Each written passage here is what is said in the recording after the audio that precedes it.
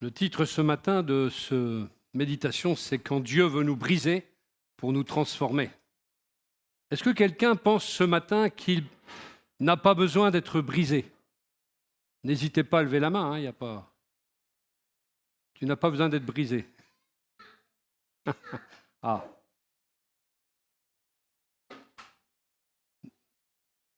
Il suffirait de le dire pour l'être presque instantanément.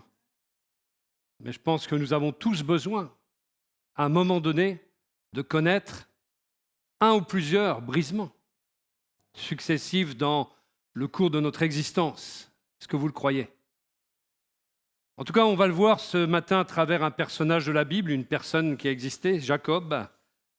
Et nous allons dans Genèse 32, versets 22 à 27. Et notez bien les mots. Dans la nuit, il se leva, emmena ses 2 femmes, leurs servantes et ses 11 fils, et passa le gué du Yabok. Après leur avoir fait traverser le torrent et avoir fait passer tout ce qui lui appartenait, Jacob resta seul. Alors un homme lutta avec lui jusqu'à l'aube. Quand l'adversaire vit qu'il n'arrivait pas à vaincre Jacob, il lui porta un coup à l'articulation de la hanche qui se démit pendant qu'il luttait avec lui. Puis il dit à Jacob, « Laisse-moi partir, car le jour se lève. » Mais Jacob répondit, « Je ne te laisserai pas aller avant que tu ne m'aies béni. »« Quel est ton nom ?»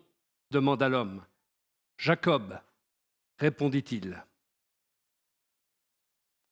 Frères et sœurs, il y a des saisons où Dieu nous demande « Quel est ton nom ?»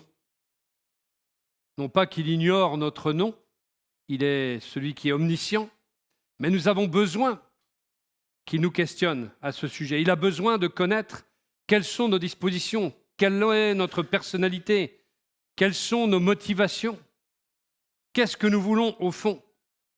Et il y a des questions auxquelles Dieu n'a pas besoin que nous répondions, parce qu'il n'ignore pas évidemment les réponses.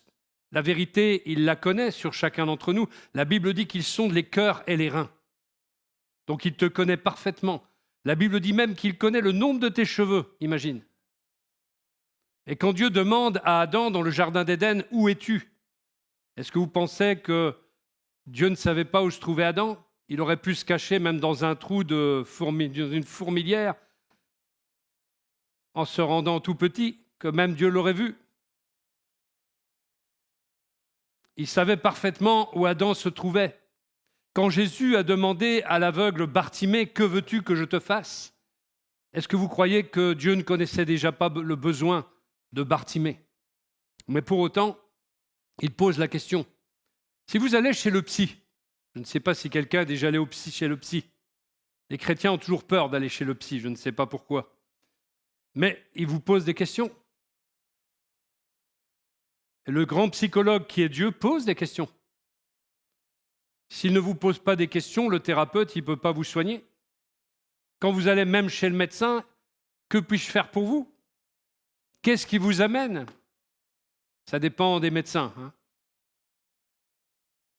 Mais le médecin vous pose des questions sur votre état, sans quoi il ne va pas pouvoir diagnostiquer grand-chose.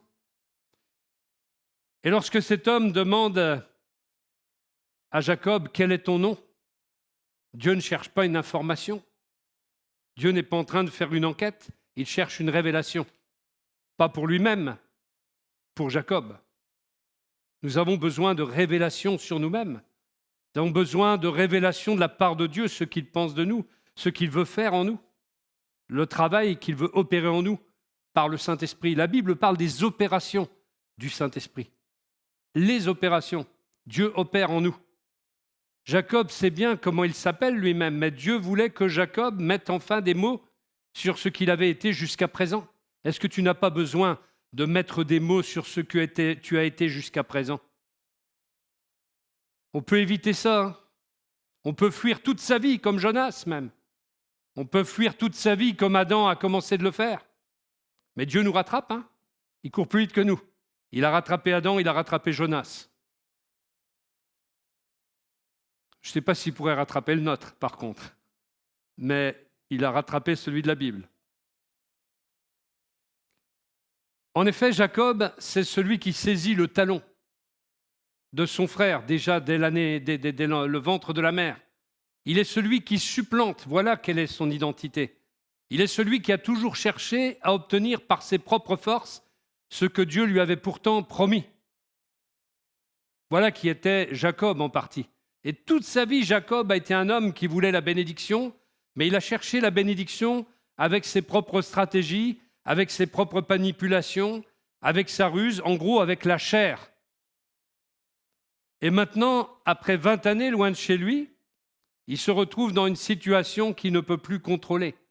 Et il y a des situations qu'on ne peut plus contrôler parfois parce qu'on s'est mis dans des compromis, on s'est mis dans des choses incommodes par rapport à notre chair et on ne peut plus sortir du problème.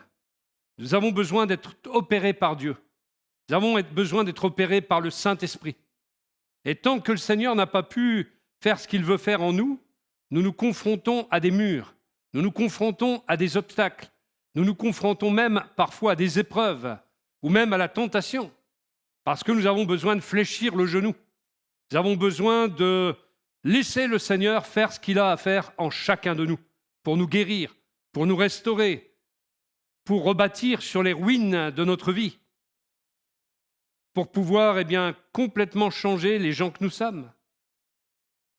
Vous savez, la religion, c'est la pire calamité qui puisse exister sur terre. Parce que le diable est un grand imitateur. Et la faculté de l'homme est grande de pouvoir imiter le véritable culte. Le culte véritable a toujours été imité. Il y avait en Israël des faux adorateurs. Ils ont même à un moment donné allumé un feu étranger, si vous connaissez cet épisode de l'Ancien Testament dans le livre des Nombres. Ils ont été punis pour avoir allumé un feu étranger. Il y a beaucoup de feux étrangers sur cette terre. Même dans les mouvements évangéliques, il y a beaucoup de feux étrangers. Des pseudo-manifestations parfois qui existent autour d'un prédicateur, autour de l'argent également, qui est le pouvoir d'attraction de ce prédicateur ou de ces prédicateurs, parce qu'il y en a beaucoup. Avec des pseudo-manifestations. Sinon, ça n'irait pas.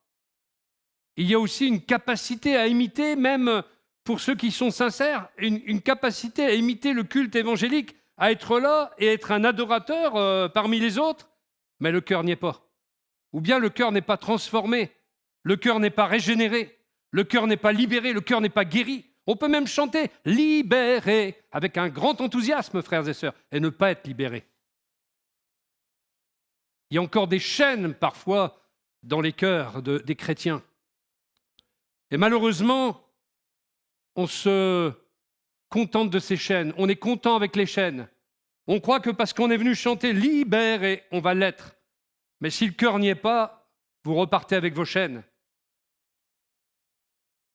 On peut faire toutes sortes de choses, même qui paraissent apporter de la vie dans l'assemblée, mais en vérité, repartir avec ses chaînes, repartir avec ses liens, repartir avec sa religiosité. Tu peux même être un tricheur comme Jacob, et pourtant avoir chanté « libéré », mais tu es un tricheur quand même. Tu triches dans les affaires. Tu mens. Des petits compromis. La Bible appelle ça des petits renards qui ravagent la vigne.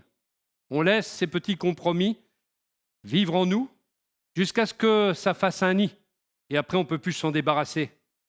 Il y a des tas de péchés comme ça qu'on laisse entrer dans notre vie, et puis après, on ne peut plus s'en débarrasser. Parce qu'au départ, ça paraît, allez, pour une fois. Puis après, ça revient une deuxième, et le diable vous tient. Et vous êtes enfermé mentalement dans vos péchés. Vous êtes enfermé mentalement dans une structure mentale et vous avez des forteresses mentales qui vous empêchent de voir ce que Dieu veut faire en vous. Et c'est pour ça que ce matin, cette parole doit être une révélation dans les cœurs. Ce n'est pas seulement la parole de Dieu qui vient comme ça, la parole écrite, c'est la parole qui se fait chair en vous. La parole qui vient comme une révélation pour transformer, pour libérer réellement. La source de tous les besoins, la réponse à tous les besoins de l'humanité et du peuple de Dieu en particulier, c'est la parole de Dieu, l'épée de l'esprit. Les manifestations ne sont que la conséquence de l'action de la parole de Dieu dans les cœurs. Il peut y avoir 50 000 manifestations ici et que vous repartiez avec le cœur pas du tout changé. Quand quelqu'un tombe par terre, et j'ai rien contre, j'ai vu des gens tomber par terre sous la puissance de Dieu, mais si demain, il n'y a pas de transformation, s'il n'y a pas plus d'engagement vis-à-vis de Dieu, s'il n'y a pas plus de consécration, à quoi ça sert ? À quoi ça sert que nous répondions 50 000 amens à un prédicateur si c'est pour ne pas mettre en pratique la parole de Dieu ? Pourquoi ne la mettons-nous pas en pratique ? Parce que nous ne sommes pas capables de la mettre en pratique, parce que nous avons des liens, parce que nous avons encore des choses auxquelles nous sommes attachés dans ce monde. Et cela nous empêche d'aller plus loin dans notre vie chrétienne et d'avancer en eau profonde et d'entrer dans la plénitude de vie que le Saint-Esprit veut nous apporter. La plénitude de vie, c'est une vie de liberté. Quelqu'un a dit tout à l'heure, est-ce que nous sommes libres ? Je crois que c'est Fabrice. Est-ce que nous sommes libres ? S'il y a encore quelque chose qui te rend esclave, c'est que tu n'es pas libre. Alors tu peux toujours chanter « libéré, libéré », mais tu n'es toujours pas libre. Est-ce que vous croyez que le chant vous libère ? Est-ce que vous croyez que la proclamation vous libère ? Non. C'est bizarre, il n'y a plus personne qui dit « Amen » aujourd'hui. Et pourtant, d'habitude, quand on dit qu'on proclame, tout le monde dit « Amen ». Mais moi, je n'ai jamais vu de libération à travers une proclamation de la personne elle-même. Vous savez pourquoi ? Parce que quand le cœur n'y est pas, il n'y a pas de libération. Il n'y a pas de libération.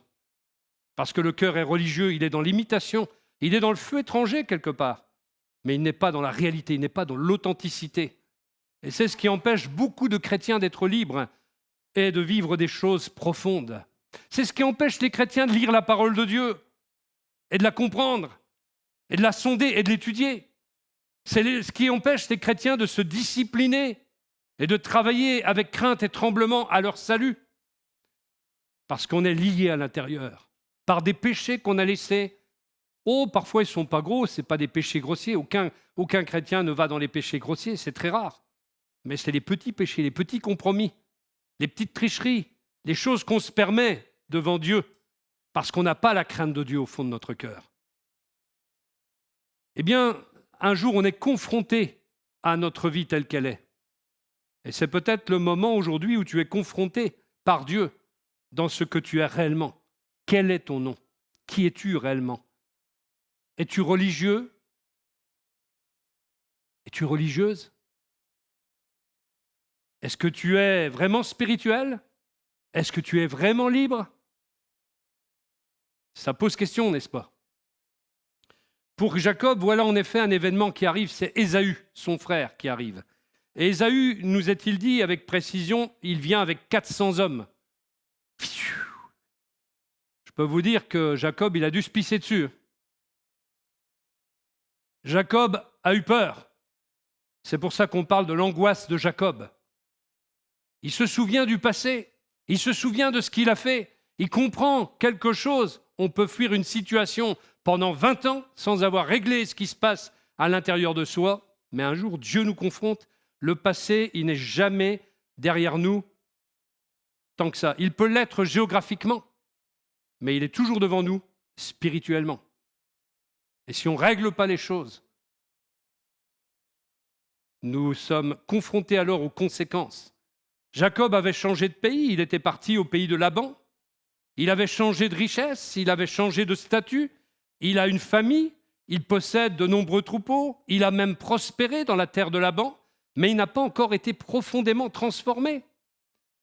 Et tu peux vivre extérieurement des tas de choses, même spirituellement, mais ce n'est pas intérieur. Tu n'es pas transformé, tu n'es pas libéré. En tout cas, pas libéré des choses que tu caches et qui sont des petites concessions, des petits compromis, des péchés avec lesquels tu joues, des tentations avec lesquelles tu joues. Mais celui qui vient te tenter, lui, il ne joue pas. Et un jour, il te fait payer la facture. Et c'est donc cette nuit-là que Dieu va s'occuper de Jacob. Et peut-être que tu vas connaître une nuit où Dieu va s'occuper de toi. La bénédiction que Jacob cherchait depuis toujours, si on veut comprendre Genèse 32, il faut revenir au commencement. Vous vous rappelez donc que Jacob et Ésaü sont des frères jumeaux. Vous vous rappelez qu'Ésaü, c'est l'aîné. Et dans le monde biblique, il y avait le droit d'aînesse. Et ce n'était pas Ce n'était pas une question de chouchouterie ou de privilège familial. Le premier-né il bénéficiait d'un statut particulier. Il y avait un cadre légal qui est venu après cela dans le Deutéronome. Quand la loi a été donnée à Moïse, il y a eu un cadre légal qui a été écrit et le premier-né recevait une double portion de l'héritage. C'était pas rien, n'est-ce pas? Dans le Deutéronome 21, verset 15, il est bien précisé, si un homme a 2 femmes, parce qu'à l'époque ça arrivait, on se demande d'ailleurs pourquoi ils avaient 2 femmes, parce qu'en avoir déjà une, c'est compliqué, mais alors si on en a plusieurs, il se peut qu'il préfère l'une, aime moins l'autre. Si l'une et l'autre lui donnent des enfants, il peut se trouver que le fils premier-né est de la femme qu'il aime moins. Le jour où il partagera ses biens entre ses fils, il ne pourra pas conférer le droit de l'aîné au fils de la femme préférée, au détriment de celui de la femme moins aimée. Au contraire, il reconnaîtra comme premier-né le fils de la femme qu'il aime moins. Elle lui donnera une double part de l'héritage de tout ce qu'il possède, car c'est lui qui est le premier rejeton de sa vigueur. C'est à lui qu'appartient le droit d'aînesse. Bien sûr, c'était une tolérance que Dieu avait faite concernant le mariage avec plusieurs femmes, car à aucun moment il n'a enseigné cela depuis le début. Mais il faut distinguer 2 réalités. Il y avait le droit d'aînesse, c'est vrai, mais il y avait aussi la bénédiction paternelle. Ce n'est pas exactement la même chose. Le droit d'aînesse, ça concernait les privilèges, l'héritage du premier-né, mais la bénédiction paternelle a tout à fait cours à autre chose. La bénédiction d'Isaac en Genèse 27 a une portée beaucoup plus large. Elle touche l'avenir. Quand le père bénissait, il touchait l'avenir. Il touchait la descendance. Il touchait l'autorité. Il touchait la transmission de la promesse. C'est pour ça qu'on parle de bénédiction générationnelle, de génération en génération. Jacob convoite donc ce qu'Ésaü possédait, et Ésaü, de son côté, va traiter son droit d'aînesse avec mépris, il faut le dire. Il l'échange contre un repas. La Bible elle-même reliera cet épisode assez sévèrement, puisque dans Hébreux chapitre 12, verset 16, Ésaü est présenté comme quelqu'un qui, pour un seul repas, a vendu son droit d'aînesse. Mais Jacob ne s'arrête pas là. Avec Rebecca, sa mère, il va tromper son père Isaac pour obtenir la bénédiction paternelle, la bénédiction qui était destinée à Ésaü. Et c'est là que le drame familial, et beaucoup plus même, presque national, commence. Jacob obtient la bénédiction, mais il doit fuir pour sauver sa vie. Voilà une vérité importante. On peut obtenir quelque chose de Dieu par une mauvaise méthode et en subir ensuite les conséquences. Jacob avait reçu une bénédiction, mais il n'était pas encore devenu l'homme capable de porter cette bénédiction correctement. Et peut-être que tu n'es pas capable de porter la bénédiction qui est la tienne aujourd'hui. La Bible dit que nous sommes entrés dans l'héritage des saints, dans la lumière. Mais sommes-nous capables de porter cet héritage? Parce que si nous sommes liés par des péchés liés par le diable, nous ne sommes pas des porteurs corrects de la bénédiction qui nous a été transmise. Vous êtes d'accord? Jacob a donc obtenu des choses sans être transformé réellement. Il va partir donc chez Laban, il va tomber amoureux de Rachel. Les Canadiens diraient qu'il est tombé en amour au Canada, non, dans la terre de Laban. Mais le trompeur va être trompé par son beau-père Laban, qui lui donne Léa, et il devra travailler encore 7 années pour obtenir Rachel.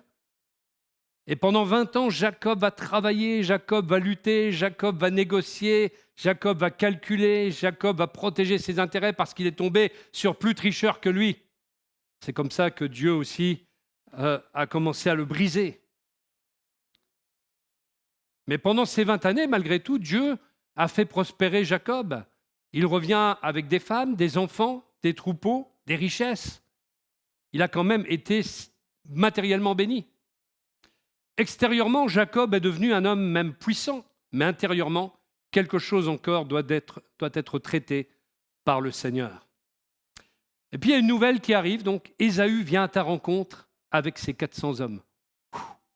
Et c'est là que Jacob est terrifié, il divise son camp, il prépare même des cadeaux, il élabore des stratégies comme il a l'habitude de le faire. Et encore une fois, Jacob fait ce qu'il sait faire, il calcule, c'est un calculateur. Et peut-être tu es aussi calculateur. Ça me rappelle quelqu'un qui était jeune, moi j'étais un peu plus vieux, Et cette personne me disait, ouais, moi, j'aurai tant d'enfants parce que ça me permettra de toucher ceci, toucher cela, toucher ceci.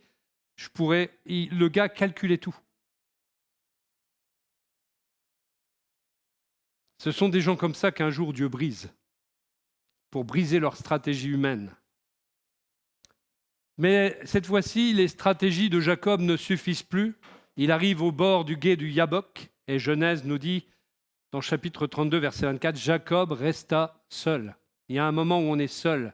Tu peux être souvent entouré, un peu comme les stars. Vous avez vu, il y a des stars, il leur faut toujours quelqu'un avec eux. Johnny Hallyday, il vivait en bande, lui, par exemple. Un jour, quelqu'un a écrit à Johnny Hallyday, petite anecdote, « Ce soir, Johnny, tu seras devant une foule, mais un jour, tu seras devant Dieu et tu seras seul. » Et c'est le jour où il a eu l'accident avec son épouse de l'époque, Sylvie Vartan. Ils ont failli y rester. Ça fait réfléchir, n'est-ce pas? Et nous sommes aussi de tous ceux, d'une manière ou d'une autre, qui vont se retrouver seuls à seul avec nous-mêmes. D'abord, et seul à seul avec Dieu. Rappelez-vous cette femme prise en flagrant délit d'adultère qui va se retrouver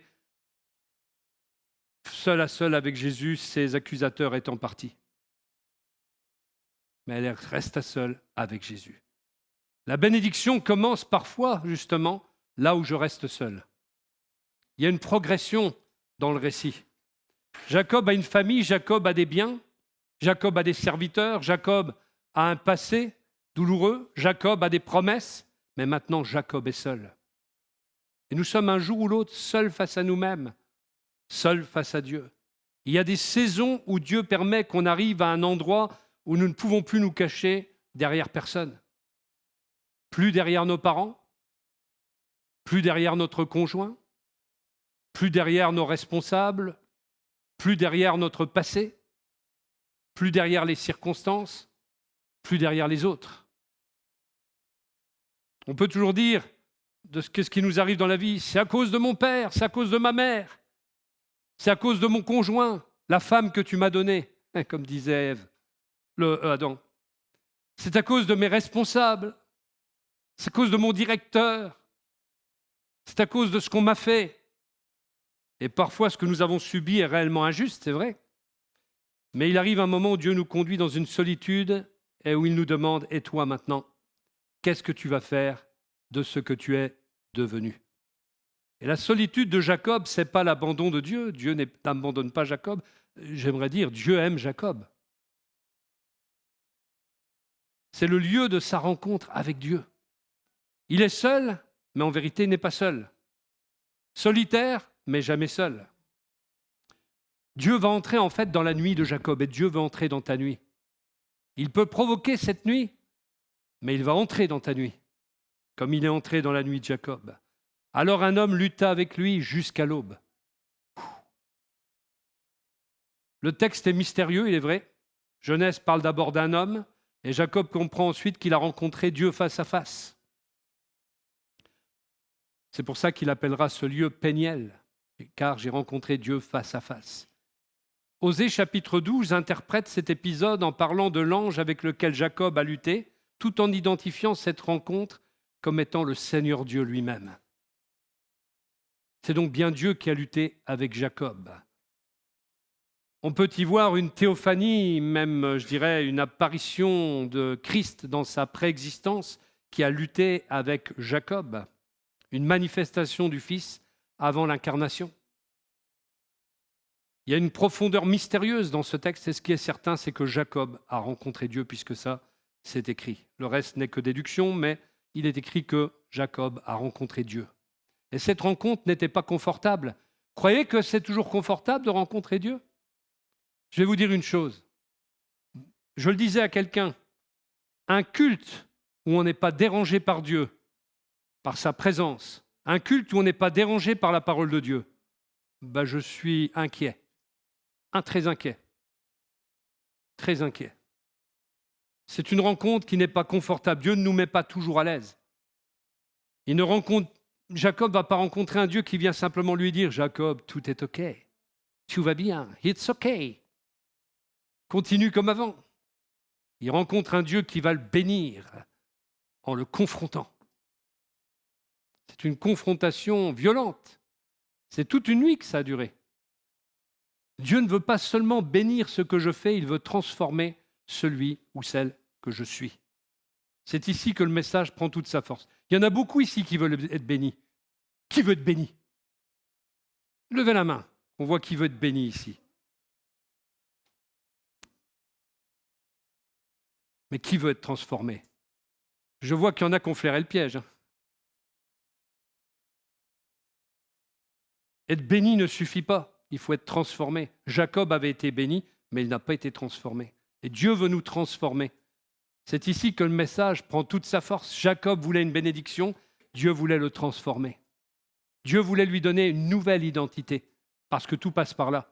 Jacob voulait que Dieu change son avenir, mais Dieu va commencer par changer Jacob. Il va toucher sa hanche. La Bible dit qu'il a disloqué la hanche, l'articulation de la hanche de Jacob. Pourquoi la hanche? Le texte ne nous le dit pas. Il n'y a pas d'explication symbolique détaillée. Cherchez pas, vous ne trouverez peut-être pas. Mais le résultat est évident, c'est surtout ça, c'est que Jacob ne pourra plus marcher comme avant. Il ne pourra plus marcher comme avant. Il entre dans une marche en nouveauté de vie, une vraie. Es-tu rentré vraiment dans la marche en nouveauté de vie? Est-ce que des fois tu ne vis pas plutôt par ta chair? Si tu vis par ta chair et que tes réactions sont purement charnelles, alors tu ne marches pas en nouveauté de vie. Tu connais la nouveauté de vie, mais tu ne marches pas dans la nouveauté de vie. Tu ne portes pas le fruit de l'esprit puisque tu marches selon la chair. Il faut être clair. Dieu nous confronte. Mais le résultat est évident quand il nous brise, c'est qu'on ne peut plus marcher comme avant. On marche vraiment en nouveauté de vie. On marche dans l'esprit. La rencontre avec Dieu laisse une marque. Le soleil se lève, mais Jacob boite. Il est béni, mais il est boiteux. Il a gagné quelque chose, mais il a perdu quelque chose. Il a perdu une partie de sa confiance dans sa propre force, surtout, et ses propres ressources, et ses propres trucs, ses artifices, ses ruses, ses manipulations, ses tricheries. Le brisement, frères et sœurs, il y en a qui en parlent très mal. Il y a des gens qui vous disent « Dieu va te briser ». Alors là, vous êtes hermétique à jamais à cette doctrine du brisement. Non, le brisement n'est pas la destruction, c'est la fin de l'autosuffisance, c'est pas pareil. Vous savez que le péché par excellence, c'est l'autosuffisance. Péché, c'est quoi? Le mot hébreu qui péché, c'est tourner le dos à Dieu pour vivre indépendamment de Dieu, donc vivre avec nos propres ressources. C'est ça que Dieu veut briser en nous. Parce qu'en fait, on veut vivre par nous-mêmes, mais on ne veut pas dépendre de lui. On ne veut pas laisser faire, on ne veut pas lâcher prise. C'est la source de notre péché en vérité. C'est le péché originel, le refus de la dépendance de Dieu. Le reste n'est que les conséquences. Dramatique, certes, mais c'est les conséquences.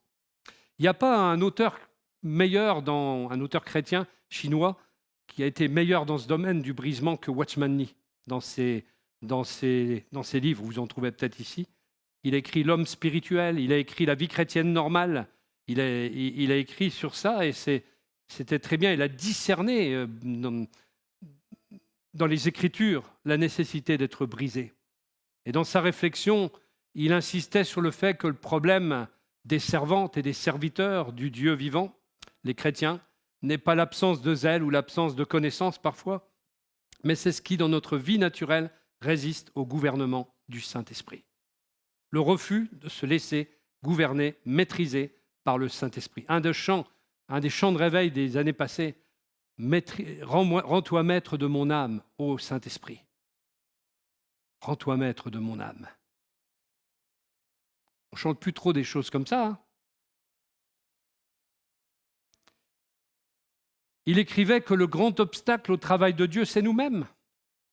Lorsque notre homme extérieur n'est pas soumis à notre vie intérieure en Christ.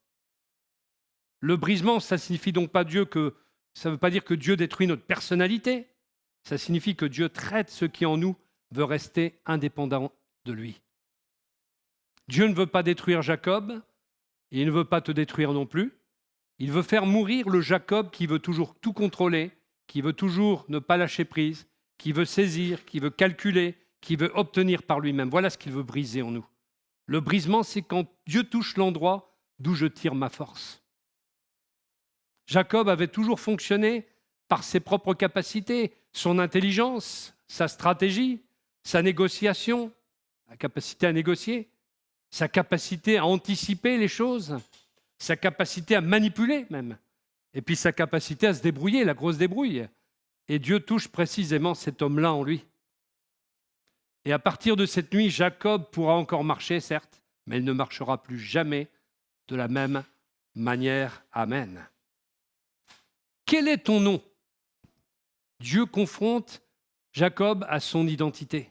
Et Dieu veut me confronter à mon identité. Après toute une nuit de lutte, Dieu demande à Jacob, quel est ton nom ? Et Jacob, cette fois-ci, ne triche pas. Il répond Jacob. Ça veut dire le supplanteur, le tricheur. Il ne dit pas je suis le fils d'Isaac. Il ne dit pas je suis celui qui possède de grands troupeaux. Il ne dit pas je suis celui qui a reçu la promesse. Il ne dit pas je suis le père de 11 fils. Il dit non, je m'appelle Jacob. Il reconnaît son nom, il reconnaît son histoire, il reconnaît celui qu'il a été jusqu'à présent. Et il y a une puissance spirituelle dans la confession en vérité. La confession à Dieu. Le changement commence quand on cesse de se raconter des histoires, d'être dans le déni vis-à-vis de soi-même. Et quand on accepte que Dieu nous montre la vérité sur nous-mêmes. Qui tu es ? Quel est ton nom ? Quand Dieu pose la question, en fait, il connaît la réponse. Et celui qui est en face de Dieu connaît la réponse aussi. Parce que la lumière se fait au moment où Dieu parle. Quel est ton nom ? Je ne peux pas devenir quelqu'un d'autre tant que je refuse de reconnaître qui j'ai été jusqu'à présent. Dieu n'a pas besoin que Jacob se justifie. Il a juste besoin d'entendre la réponse à cette question, quel est ton nom ? Tu ne t'appelleras plus Jacob, lui dira-t-il ensuite. Dieu va changer l'identité de Jacob. Le moment arrive, le moment extraordinaire, ton nom ne sera plus Jacob, mais Israël. Le texte associe le nom d'Israël au fait d'avoir lutté avec Dieu et avec les hommes et d'avoir vaincu, d'avoir prévalu même, je dirais. Le changement n'est pas cosmétique, il ne change pas juste de peau, on ne lui met pas une pommade pour qu'il ressemble à une momie, mais on le transforme réellement à l'intérieur. C'est ça que Dieu veut faire. Dieu en a assez des changements cosmétiques parmi le peuple de Dieu. Les moments où il y a des moments forts dans l'Église, on y participe, mais on ressort, on est pareil. Ça s'appelle de la cosmétique, frères et sœurs. C'est comme si vous vous maquillez, mais vous sortez de ce lieu, vous êtes pareil.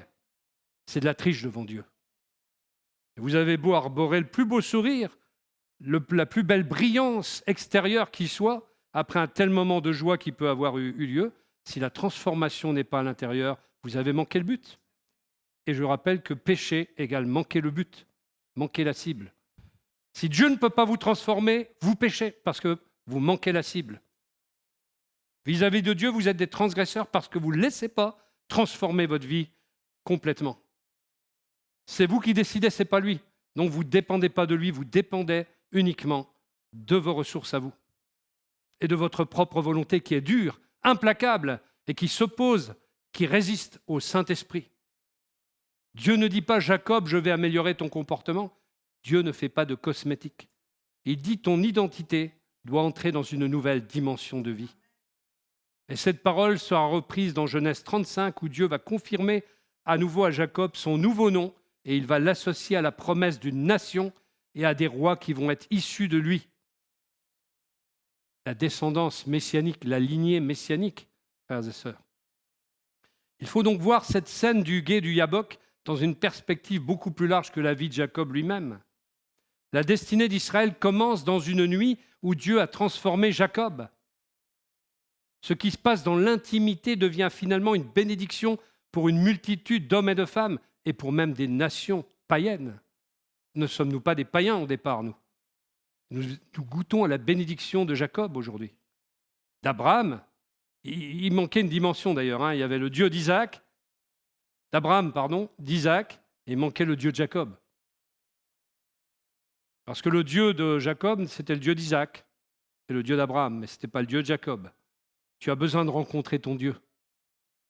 Tu peux pas être enfant du Dieu de tes parents, enfant du Dieu de tes frères et sœurs, enfant du Dieu de ceux qui t'ont amené à Jésus, mais tu dois rencontrer ton Dieu. La vraie bénédiction, ce n'est pas seulement ce que Dieu me donne, c'est ce que Dieu fait de moi. Jacob avait déjà beaucoup reçu, mais il lui manquait quelque chose. Il avait une famille, il avait des enfants, il a vu des richesses, des troupeaux, on l'a dit, des promesses, mais il devait devenir capable de porter la promesse. Et voilà pourquoi il ne faut pas confondre bénédiction et transformation.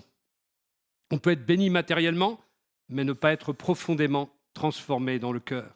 On peut être dans l'Église depuis 20 ans, 30 ans, 40 ans et rester intérieurement un Jacob. On peut connaître la Bible sans connaître Dieu personnellement. Pensez aux pharisiens, quand Jésus leur dit, à un moment donné, ne connaissez-vous pas les Écritures? Il leur dit même cela. On peut être dans l'Église donc et ne jamais être transformé et rester intérieurement un Jacob. On peut connaître la Bible sans connaître Dieu, parce qu'on ne connaît pas l'auteur, on connaît que les écrits. On peut connaître le Dieu d'Abraham, le Dieu d'Isaac, le Dieu du pasteur un tel, le Dieu de l'évangéliste un tel, mais pas connaître le Dieu vivant de la Bible. Mais Dieu doit devenir le Dieu que je connais, le Dieu qui me transforme. Jacob avait entendu parler du Dieu de ses pères, mais à Péniel, il va pouvoir dire « j'ai vu Dieu face à face ». Il ne parle plus seulement d'une tradition reçue, il parle d'une rencontre vécue, expérimentée profondément dans sa chair en plus. Jacob veut connaître le nom de celui qui l'a béni ensuite. C'est curieux, c'est presque comique. Jacob demande ensuite au personnage « quel est ton nom ?» Alors que Dieu lui a demandé « quel est ton nom ?» C'est à son tour « quel est ton nom ?» Et l'homme lui répond « pourquoi demandes-tu mon nom ?» Et il lui répond pas. Mais qu'est-ce qu'il est écrit? Il le bénit là. C'est curieux, hein? Les silences de Dieu. C'est un commentaire de Spurgeon, Charles Spurgeon, qui disait qu'il y avait ici quelque chose de très beau. Jacob voulait connaître le nom de celui qui était devant lui, mais la réponse de Dieu, elle ne vient pas satisfaire sa curiosité, elle vient surtout lui apporter la bénédiction. Il est écrit, il le bénit là. Il le bénit là. Il ne répond pas, il le bénit là. Autrement dit, Jacob voulait une information et Dieu voulait lui communiquer une transformation. Et nous faisons parfois la même chose. Seigneur, explique-moi tout. Les disciples disaient au Seigneur, est-ce que tu peux nous expliquer quand le temple sera reconstruit, etc. La fin des temps, les signes de la fin des temps. Et Jésus a répondu, première réponse, que personne ne vous séduise. Rien à voir avec le sujet, hein, en apparence. Nous faisons parfois la même chose. Seigneur, explique-moi tout. Pourquoi, quand, comment? Et Dieu répond, tu n'as pas besoin de tout comprendre. Tu as besoin de me rencontrer. Voilà Ésaü alors donc qui arrive, le frère qui devait être une menace, mais qui va devenir un frère qui nous embrasse. Genèse 33 arrive, parce qu'il n'y a pas de Genèse 32 sans Genèse 33. C'est capital pour comprendre toute l'histoire. Après la nuit de Péniel, Jacob lève les yeux. Ésaü arrive avec les 400 hommes. Jacob a fait toutes sortes de rêves, d'imagination. Là. Il avait imaginé qu'il allait mourir sous l'épée d'Ésaü. Mais que fait Ésaü? Ésaü courut à sa rencontre, le prit dans ses bras, se jeta à son cou et l'embrassa. Ça a dû être un soulagement pour Jacob. Hein.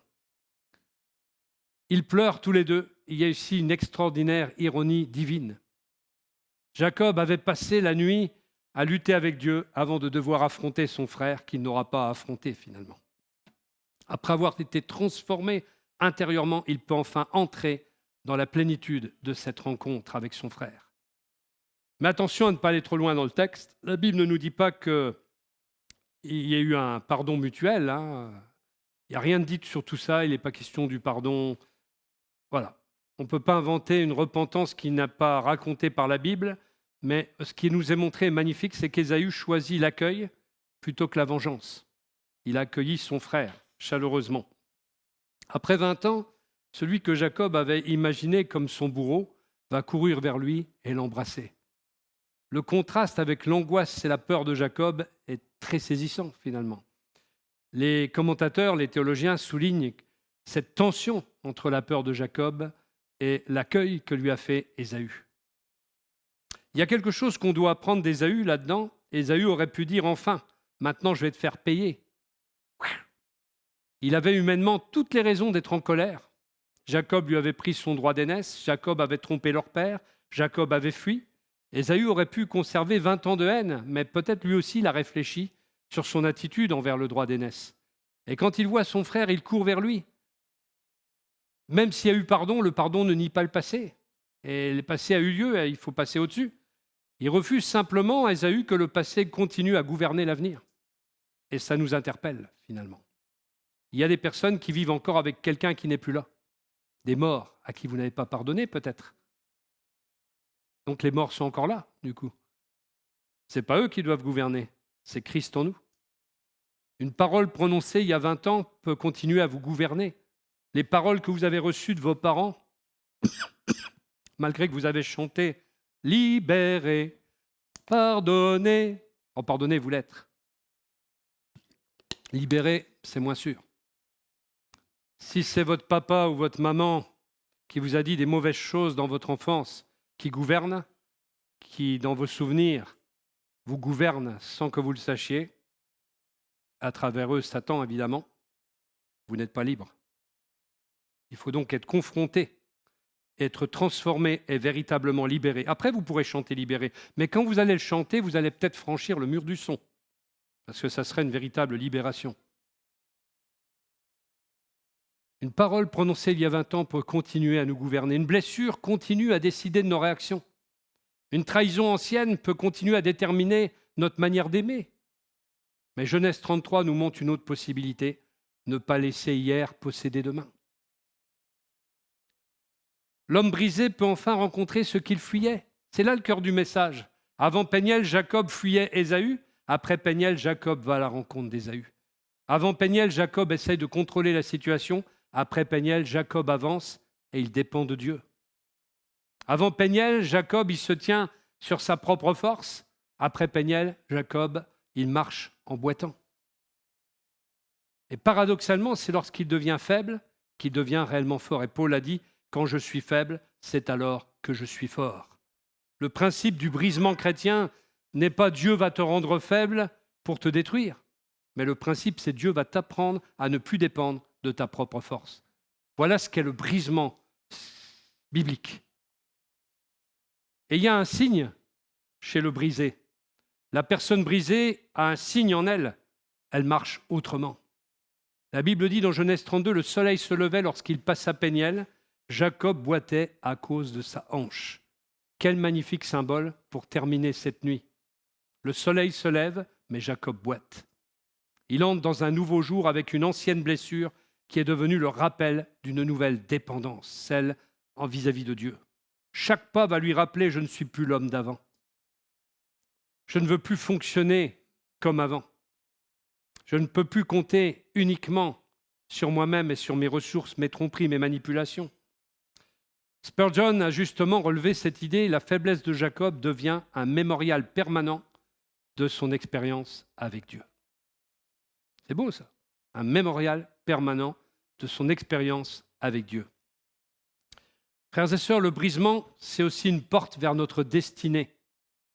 Nous devons être très précis. Le brisement n'est pas une fin en soi. Dieu ne brise pas Jacob simplement pour que Jacob souffre et qu'il boite. Ça n'a pas de sens. Dieu brise ce qui empêchait Jacob de devenir Israël. Le brisement est au service de la destinée de Jacob. Il devait devenir Israël. Watchman Nee a développé cette idée en parlant du brisement de l'homme extérieur. Lorsque ce qui dans notre nature résiste au gouvernement de Dieu est traité, alors la vie intérieure peut davantage éclore et s'exprimer. C'est une image forte, c'est le vase qui doit être brisé pour que le parfum puisse se répandre. Vous connaissez cette image ? Le vase doit être brisé pour que le parfum puisse se distiller. La question, c'est donc pas « Seigneur, pourquoi me fais-tu mal ?» mais plutôt « Seigneur, qu'est-ce que tu veux enlever de moi pour pouvoir faire passer ta vie à travers moi ?» Parce que c'est la vie de Dieu qui doit nous gouverner. La vie impérissable et sans corruption de Dieu. La vie de notre propre nature, elle est corrompue. La vie de Dieu, la Zoé, elle vient du ciel. Elle n'est pas corrompue. Elle vient, au contraire, assainir toutes les eaux amères de notre vie passée et de notre vie naturelle. Dieu ne veut pas seulement changer ma destinée, il veut changer celles et ceux qui viennent après moi. Vous voyez que ça va beaucoup plus loin. Regardons la portée de la transformation de Jacob. Jacob devient Israël. Israël devient le père de 12 tribus. Et la promesse donnée à Abraham continue à travers Jacob, à pouvoir fonctionner. Genèse 35 associe le nouveau nom de Jacob à la naissance d'une nation, à une communauté de nations et à des rois. Donc une rencontre personnelle avec Dieu peut avoir des conséquences générationnelles. Ce qui se passe dans ta nuit peut toucher tes enfants et tes petits-enfants et les enfants de tes petits-enfants. Ce que Dieu traite dans ton caractère peut changer l'atmosphère de ta maison, de ton foyer, de ta famille. Ce que Dieu transforme dans ta vie peut influencer ton service et même le ministère de ceux qui sont dans le ministère. Ce que Dieu brise en nous peut devenir une bénédiction pour d'autres. Dieu ne transforme pas seulement Jacob en Israël et Jacob pour Jacob, il transforme Jacob pour Israël, pour ce qu'il va devenir dans l'avenir. Alors comment entre-t-on dans ce processus de brisement ? Le brisement n'est pas quelque chose qu'on doit provoquer soi-même artificiellement. Ça serait pareil que d'habitude, on viendrait là à nouveau sur la chaise, libéré, et il n'y aurait rien qui se passerait. Pourquoi, frères et sœurs ? Parce que ça serait artificiel, on l'aurait provoqué nous-mêmes, par nos propres forces. Nous ne cherchons pas la souffrance pour la souffrance. Nous ne disons pas « plus je souffre, plus je suis spirituel ». On n'est pas dans la via dolorosa des catholiques. Non, le brisement, c'est notre soumission à l'œuvre de Dieu. C'est quand tu commences à dire « Seigneur, fais ton œuvre en moi ». Seigneur, si je dois être brisé, fais ton œuvre en moi. Au temps voulu de Dieu, au temps marqué par lui. Et lorsqu'il confronte notre volonté, notre orgueil, notre autosuffisance, notre désir de tout contrôler, c'est là que le brisement commence. Et il passe notamment, on va citer les choses qui se passent, on les a vues dans le texte, ça passe par la solitude avec Dieu. Il faut parfois faire taire toutes les autres voix pour que Dieu puisse nous toucher. Ah, enlève ta radio, enlève tes chants de louange, écoute Dieu un peu. Parce que vous savez, les chants de louange, moi je veux bien. Il faut en écouter un peu pour s'édifier. C'est écrit, entretenez-vous par des hymnes, par des psaumes. Mais attention, il ne faut pas que ça fasse comme les gens du monde qui mettent le casque en allant courir pour ne pas entendre le chant des oiseaux, ni la voix de leur conscience, ni la voix de Dieu. Le chrétien parfois vit comme les gens du monde, avec sa musique spirituelle. Mais quand Dieu il peut te parler, est-ce qu'il a le temps de te parler ? Est-ce qu'il peut te parler déjà ? Est-ce qu'il a le droit de te parler ? Est-ce que tu lui laisses le droit de te parler ? Donc il faut faire taire toutes les autres voix pour entendre la voix de Dieu, sinon vous ne l'entendrez presque jamais. Il faut donc prier, se taire, s'examiner et écouter Dieu parler. C'est la première chose qui s'est passée avec Jacob. Deuxième chose, quel est ton nom ? La confession. Il a dit Jacob. Il faut arrêter de se maquiller, de faire de la cosmétique spirituelle et de dire à Dieu ce que Dieu doit traiter en nous, qui nous sommes. 3, la repentance. Plus beaucoup de repentance chez les chrétiens. Déchirez votre cœur, disaient les prophètes. Reconnaître n'est pas suffisant, il faut accepter de changer de direction, c'est ça la repentance. Quand changes-tu de direction quand Dieu te parle ? J'entends beaucoup d'amen, mais très peu de changements de direction, frères et sœurs. Mais que je les entende a peu d'importance, mais quand Dieu les entend, vos amens, c'est ça le plus important. Et qu'il n'y a pas de changement de direction, il vous voit, il vous sonde, il vous connaît. La prière persévérante, Jacob a dit, je ne te laisserai pas partir avant que tu ne m'aies béni. Il a senti qu'il fallait qu'il s'accroche, il a senti qu'il fallait qu'il reste là toute la nuit. Quand est-ce qu'on fait ça pour que Dieu nous transforme ? Ça peut même être accompagné par le jeûne. Des fois, ça ne nous ferait pas de mal de faire un petit jeûne. Moi, le premier. Ça raplatit un peu la galette. Un peu de discipline remet notre chair à notre place. L'obéissance, la véritable transformation se vérifie lorsque nous faisons ce que Dieu demande. Vous n'êtes pas d'accord ? Quand est-ce qu'on obéit vraiment à la parole de Dieu ? L'acceptation de notre faiblesse, Jacob sort de la nuit en boitant, il n'est plus capable de prétendre qu'il est autosuffisant. Le vrai test de la transformation, frères et sœurs, c'est ce que je fais lorsque j'arrive devant Ésaü. Il serait facile de parler de Peniel sans parler de Genèse 33, mais le lendemain matin, la transformation devait être testée. Ça s'appelle le lundi matin, frères et sœurs. Quand arrive le lundi matin, est-ce que vous êtes encore libérés, pardonnés, justifiés ? Vous voyez comme je suis souple, Des années d'entraînement.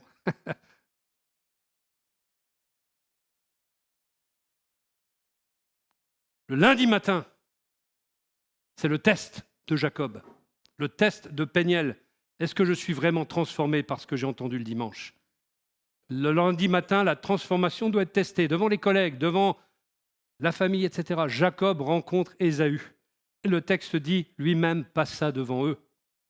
C'est important, avant Jacob faisait passer les autres devant, maintenant il organisait les camps, avant il protégeait ses intérêts, maintenant il avance lui-même devant et il va à la rencontre de Jacob. Le Jacob transformé ne fuit plus, il avance, il s'humilie, il se prosterne, il n'est plus dans le déni de sa personnalité et de son passé. Il l'affronte, il le confronte, il rencontre son passé et il découvre que Dieu était déjà à l'œuvre dans ce qu'il redoutait. La conclusion, c'est que le soleil se lève sur un homme qui boite. Imaginez la scène. La nuit est terminée. Jacob a été blessé. Il est terriblement fatigué par cette lutte. Il a quand même lutté contre Dieu. Il est fatigué. Il boite. Mais le soleil se lève.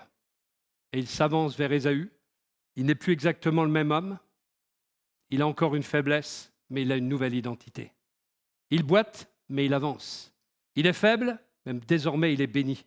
Il était brisé, mais il n'est pas détruit. Il a perdu sa capacité de tout contrôler, mais il a gagné la dépendance de Dieu. Il n'est plus seulement Jacob, il devient Israël. Alors peut-être que ce matin, Dieu te pose la même question, quel est ton nom? Quel est ton nom? Quelle est ton identité? Ne te demande pas ton titre, et un pasteur, il ne demanderait pas quel est ton titre. Quel est ton nom? Pareil que les autres. Pas ton apparence spirituelle, pas ton service, pas ton ministère, pas ce que les autres pensent de toi, pas ce que tu affiches, pas par ta cosmétique. Quel est ton nom? Qu'est-ce qui se cache derrière ton nom? L'orgueil? La peur? La manipulation? Le contrôle? La colère? Il n'y a pas de manipulateur chez les chrétiens, évidemment. Dans nos églises, il n'y a jamais de manipulateur, vous êtes d'accord?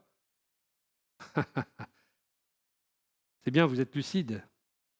Pourquoi? Parce que nous sommes des pécheurs. Graciés, certes, mais des pécheurs quand même. La dépendance au regard des autres. La blessure, qui est peut-être encore là et on la cache bien. On veut bien mettre du plâtre, mais on ne veut pas que Dieu intervienne chirurgicalement. La recherche de reconnaissance. Ça, c'est le mal d'aujourd'hui, ça. Le besoin de reconnaissance parmi le peuple de Dieu. Je veux être leader de ceci, je veux être cela, je veux être ceci. Je veux prendre la place des autres, parce que c'est ma place. Moi, je crois que c'est ma place. La religiosité, l'autosuffisance. Dieu ne demande pas cela pour nous condamner, mais il veut nous libérer réellement. Il te le demande parce qu'il veut te transformer. Que le groupe de louanges ne prenne pas mal l'histoire du chant libéré, parce que c'est juste pour illustrer. Il est très bien, le chant. Je précise parce que des fois, on dit des choses et puis ça peut être mal interprété. Il vaut mieux le dire, c'est mieux. Parce que c'est le résultat qui compte. Peut-être que ta plus grande bénédiction ne sera pas ce que Dieu va ajouter à ta vie, mais peut-être que ta plus grande bénédiction, ça sera ce qu'il enlève de toi, comme Jacob. Il enlèvera peut-être une fausse sécurité, une béquille, une dépendance envers quelqu'un ou quelque chose, une volonté de tout contrôler, une identité qui se construit sur le regard des autres, besoin de reconnaissance, une vieille manière de fonctionner, la vaine manière de vivre héritée de nos pères, comme dit l'apôtre Pierre. Et tu sortiras peut-être de cette saison en boitant. Voilà l'enseignement qui sort de ce texte. Mais au moins tu sortiras différent. Je ne veux pas seulement que Dieu bénisse ma vie, je veux que Dieu transforme ma vie.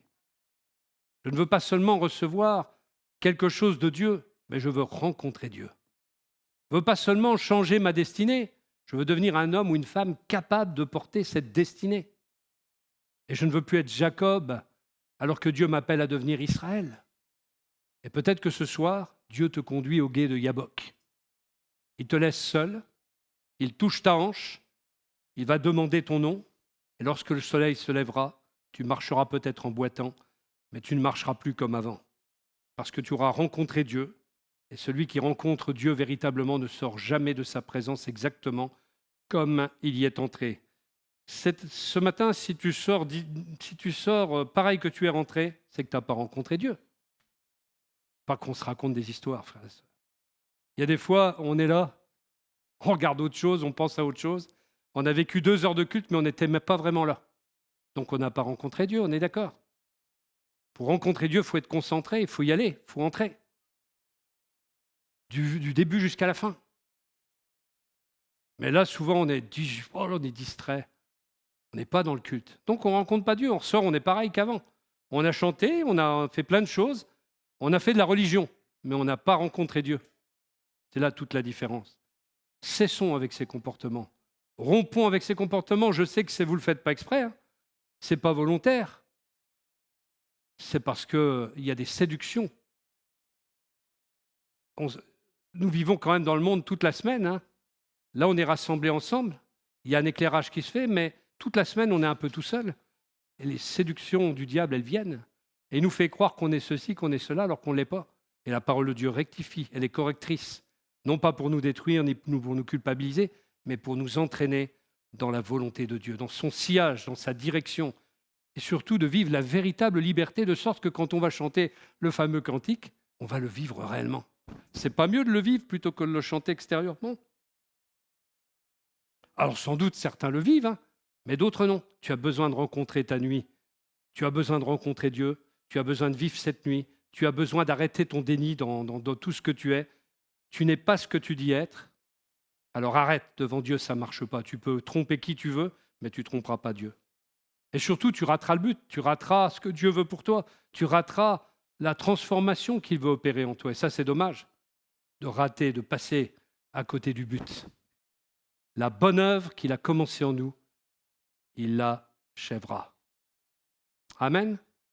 Aidons-le à l'achever, parce qu'il ne l'achèvera qu'avec notre partenariat. Sinon, il y a un verset qui dit, soit nous nous brisons sur lui, nous nous brisons sur le rocher, ou bien c'est le rocher qui va nous écraser. Moi, je préfère aller me briser sur le rocher que d'être écrasé par le rocher. Il y a des gens qui passent par des épreuves difficiles pour être brisés. Si on peut y aller volontairement, c'est beaucoup mieux que de passer par des maladies ou des difficultés énormes qu'on ne peut pas surmonter comme ça. C'est quand même mieux d'aller se jeter sur le rocher, et comme l'aigle, et d'avoir un nouveau bec après. Hein? Ce bec nouveau qui symbolise tout ce rafraîchissement et cette nouvelle vie que Dieu veut pour nous. La vie, non pas naturelle, mais la vie du ciel, la vie de l'esprit. Amen.